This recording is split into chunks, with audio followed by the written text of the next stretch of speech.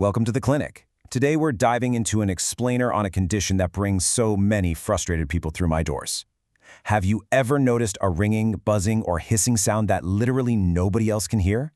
Well, today we're demystifying somatic tinnitus. We're going to figure out exactly why you're hearing these phantom sounds and how, surprisingly enough, your own body might be the hidden trigger. Doctor, my hearing test is completely normal, so why on earth do I hear this ringing? Man, this is the most common and, honestly, the most deeply frustrating complaint I hear from patients sitting right where you are. You come in, you're just totally exhausted by the constant noise. We run a full audiogram, and then I have to tell you your hearing is perfectly fine. It feels like a paradox, right? But I want to assure you right now, this ringing is not just in your head. Well, okay, it is a brain phenomenon, but it's a very real physiological response. I always reassure my patients right off the bat that a standard audiogram only tests certain specific frequencies. We're usually just looking at the broad strokes of your hearing capabilities, making sure you can hear typical speech and everyday environmental sounds. So if you're hearing a ringing sound, your experience is absolutely valid. A quote-unquote normal test absolutely does not mean your tinnitus is imaginary. It simply means the root cause is hiding just outside the scope of what that basic test can measure. Now let's talk about this really fascinating concept of hidden hearing loss, which we clinically call cochlear synaptopathy. I want you to imagine the tiny hair cells in your ear as microphones, and the synapses as the fragile little wires connecting those microphones to your auditory nerve. Conventional tests are great at checking the microphones, but they totally miss the subtle damage to the wires. When those synaptic wires get frayed, often from past noise exposure, your brain gets a much weaker signal. And to compensate, your brain literally turns up its own internal amplifier, which generates that phantom ringing noise you hear. And the scientific data beautifully backs this up. Researchers from Mass Eye and Ear, among others, have found that individuals with chronic tinnitus, even those walking around with perfect audiograms, actually show a measurable loss of auditory nerve fibers and hyperactive brainstem activity. So basically, your brain is desperately trying to hear, and in doing so, it's creating the exact noise that's driving you crazy. But here's where the story takes a super fascinating turn. To truly solve this medical mystery, we have to look at the completely unexpected relationship between two entirely different systems in your body. On one hand, we've got the auditory system, your ears, hair cells, and the nerves that detect sound. On the other hand, we have the somasensory system. That's the network of muscles, nerves, and joints detecting physical tension, pressure, and your body's position. So what does muscle tension actually have to do with hearing phantom sounds? Well, the absolutely crucial point we have to explore is what happens when the sensory data from your neck collides with the auditory data from your ears. Think of your brainstem as this massive, highly complex circuit board. Under normal circumstances, these wires run perfectly parallel. But what happens when these sensory wires cross in the brainstem? They meet in a highly specialized relay station called the dorsal cochlear nucleus, or the DCN for short. The DCN is part of your brainstem, and it's basically the very first checkpoint for auditory signals coming from your ears.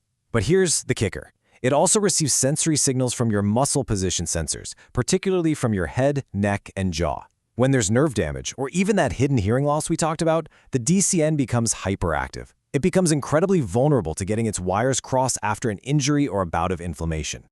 And this leads us straight into the cascade of somatic tinnitus.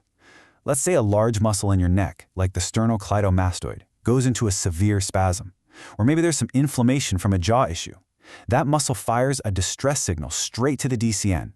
Because your DCN is already sitting there in this hyperactive, vulnerable state, your brain completely misinterprets that physical sensory signal as an auditory signal. Literally, a muscle spasm in your neck is translated by your brain into that buzzing or ringing sound you're hearing. Now let's look at how all of this builds into the structural habits and the physical history you bring into the clinic every single day. Believe it or not, your daily lifestyle habits might literally be turning up the volume on your tinnitus. We so often think of tinnitus as purely an ear problem, but once we understand the role of the DCN and muscle tension, we absolutely have to look at how you live, how you sit, and what your body has been put through over the years. These are the hidden triggers we're always looking for. Things like sitting with bad posture for hours on end, craning your neck forward at a computer screen. That creates massive asymmetry and tension in your cervical spine. Or have you had recent dental surgery, orthodontic work, or maybe you suffer from TMJ dysfunction?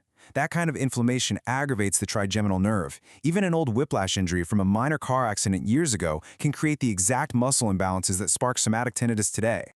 Knowing all this, it's time for an interactive in-chair examination. Shall we test your somatic triggers right now?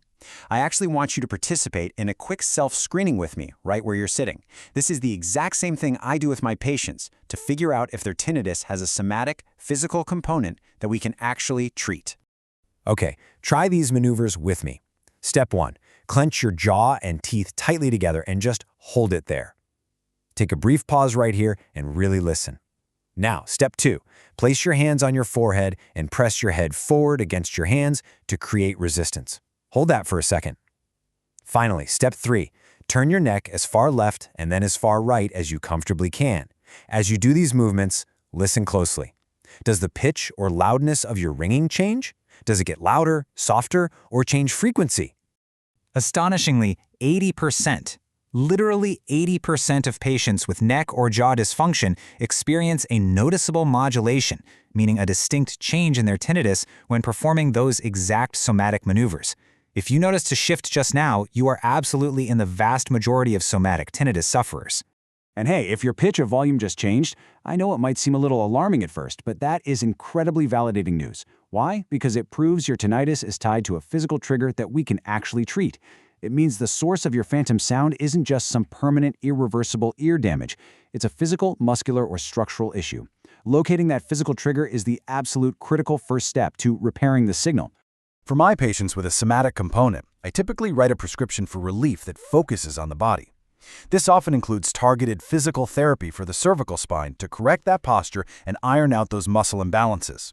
If the jaw is the main culprit, we look at dental night guards to stop you from grinding in your sleep, or even Botox injections to release those super tight jaw muscles. We also see some really great results with at-home TENS devices that use mild electrical currents to calm down those hyperactive nerves in the brainstem. Furthermore, we strongly recommend mind-body management techniques. We use things like biofeedback to help you actively monitor and control those muscle signals. Sound masking, like white noise, is fantastic because it gives your brain something else to focus on. And please, never underestimate stress reduction techniques like yoga or Tai Chi, because while tinnitus itself isn't physically dangerous, a stressed brain basically amplifies the threat and the sound. A relaxed brain, on the other hand, can actually learn to tune it out entirely through a process called habituation. As we wrap up our explainer in the clinic today, I really want you to think deeply about your own symptoms. Ask yourself, is your ringing ear actually just a stiff neck in disguise? So much of what we experience as phantom noise is just our body crying out for physical alignment and stress relief. If standard hearing tests haven't given you the answers you need, please don't lose hope. Your phantom sound might just be a physical issue, just waiting for the exact right therapy.